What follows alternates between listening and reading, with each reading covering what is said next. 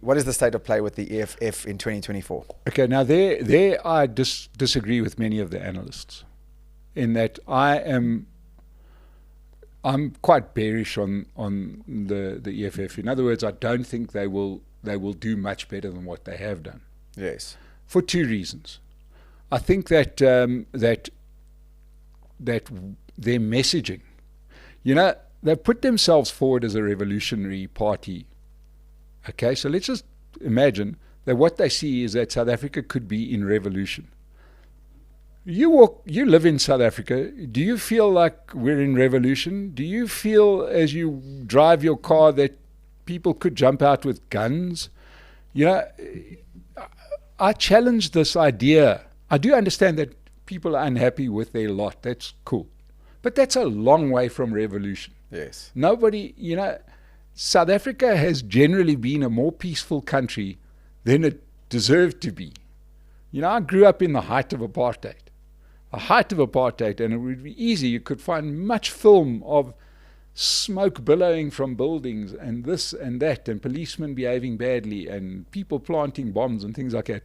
And my car would get a flat tire and black people would come and help me fix that. That's hardly a revolutionary environment, and it has never overly been that kind of environment.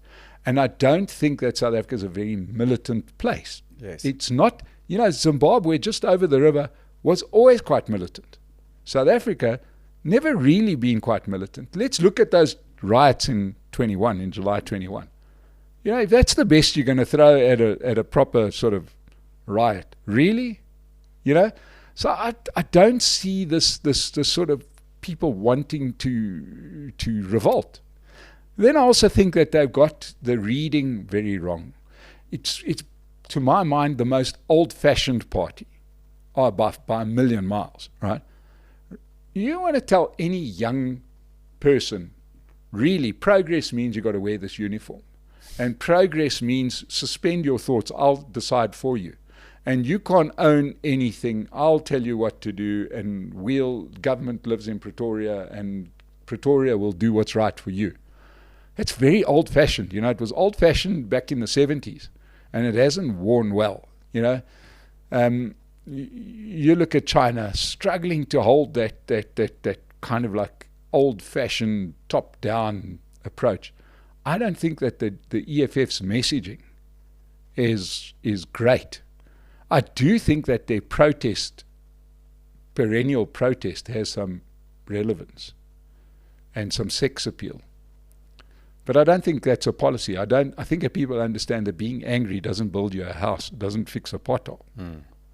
So I've got a real problem with them. And then the last bit that I'm going to say about them is that, to a degree, like we said, the DA retreats to the Western Cape and they all sit around a table and then they can all drink tea and they can all say, well, I don't know what the problem is. I think we're doing a great, swell job, as you don't listen to the rest of the country. I think the EFF has got its own version of that. In fact, all the parties have. The ANC, we see them at the State of the Nation address, will clap as the guy lies, right?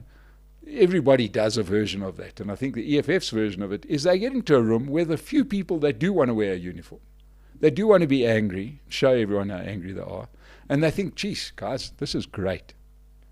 And when you fill a stadium with 100,000 people, that looks impressive. Yeah. But at least 20 million people are going to vote. Yeah. The DA has got 4 million voters. That was 100,000 people in a stadium. Yeah. Nothing better to do on that day. Yeah. Right? So the Right. DA... It does look quite impressive, but in the bigger scheme of things. The DA can't build a stadium because people have got other shit to do. I'm not that impressed with stadium politics. Yes. So I don't think, just to go back to the EFF, I'd be shocked as hell if they get more than if they even get close to 15%.